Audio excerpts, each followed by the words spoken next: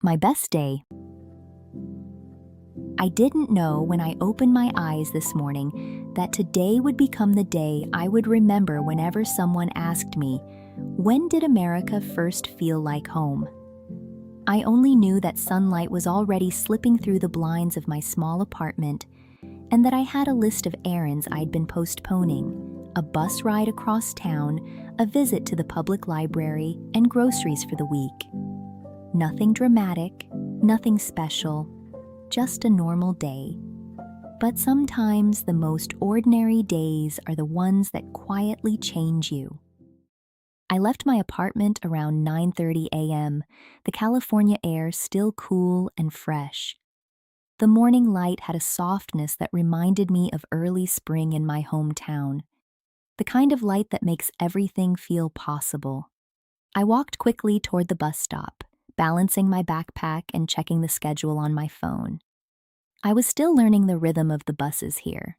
Back home, the streets were always alive, vendors calling out, bicycles weaving through traffic, the scent of breakfast noodles drifting through the air. Here, the mornings felt calmer, quieter, almost shy.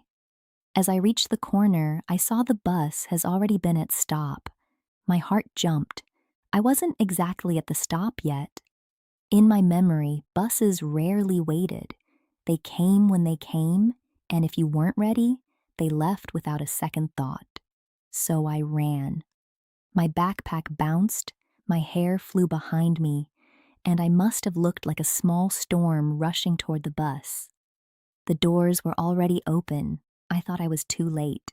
But the driver saw me in the mirror and held the door open. When I climbed on, breathless, I apologized again and again. The driver just shook his head with a warm smile.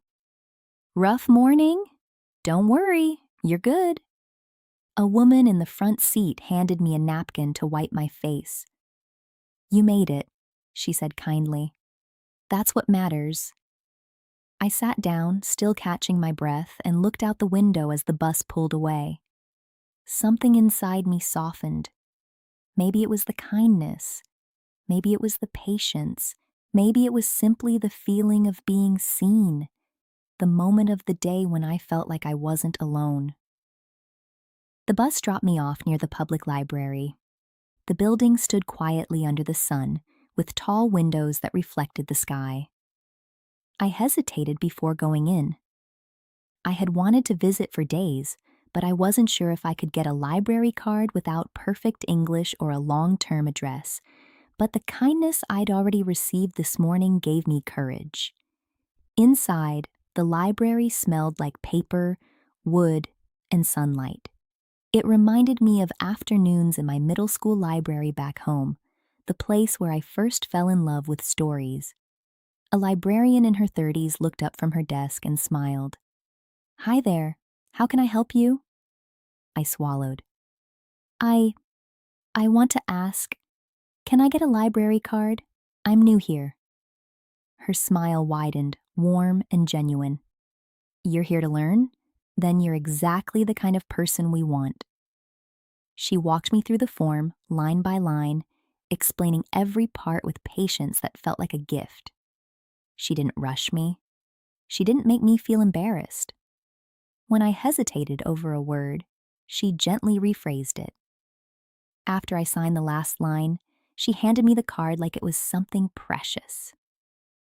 "Welcome," she said. "This place is yours now." I held the card carefully, almost reverently. It felt like a small key, not just to books, but to belonging. I wandered through the aisles, touching the spines of novels, cookbooks, and travel guides. I picked out a bilingual novel and a simple cookbook. When I checked them out, the librarian waved at me like we were already friends, the moment of the day when I felt like I belonged. After the library, I headed toward Aldi to buy groceries with bargain price before going home. The sun was higher now, warm but not harsh. I walked slowly, enjoying the breeze, the sound of leaves rustling, the distant hum of traffic. When I reached Aldi, I stopped in front of the row of shopping carts. They were chained together with a small metal lock. I had seen people use them before, but I had never tried it myself. I tugged at one cart, then another, pretending I knew what I was doing. I didn't want anyone to notice I was confused, but someone did. An older man with silver hair and a gentle smile walked toward me. "First time with these?" he asked kindly. I nodded, embarrassed. "Yes, I'm sorry." "No need to be sorry," he said. "Happens to everyone." He showed me how to slide a quarter into the slot, how the chain released, how simple it actually was. Then he pressed a second quarter into my hand. "Keep this one, for next time. Welcome to America." I didn't know what to say. The quarter felt warm from his hand, but the warmth I felt wasn't from the metal. It was from the kindness, unexpected, unasked for, and so gentle it made my eyes sting. Inside Aldi, I moved slowly through the aisles, choosing fruit, bread, eggs, and a few simple meals. I noticed how quiet the store was.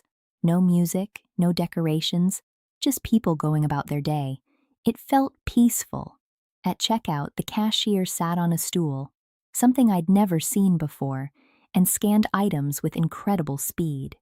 I bagged my groceries at the counter near the exit, feeling strangely proud of myself.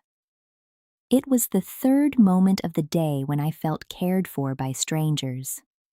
With my groceries in one hand and my library books in the other, I walked home under the soft golden light of late afternoon. The sky was turning warm and gentle, like a watercolor painting. I thought about the quarter in my pocket, the napkin folded neatly in my bag, and the library card resting against my palm. None of them were expensive. None of them were dramatic. But together, they felt like a map of kindness. A bus driver who waited, a librarian who welcomed me, a stranger who helped me without judgment. 3 small acts, one ordinary day. When I reached my apartment, I placed the groceries on the counter, set the library books on my desk, and put the extra quarter in a small dish by the window. I whispered to myself, almost shyly, "This was my best day." And I meant it.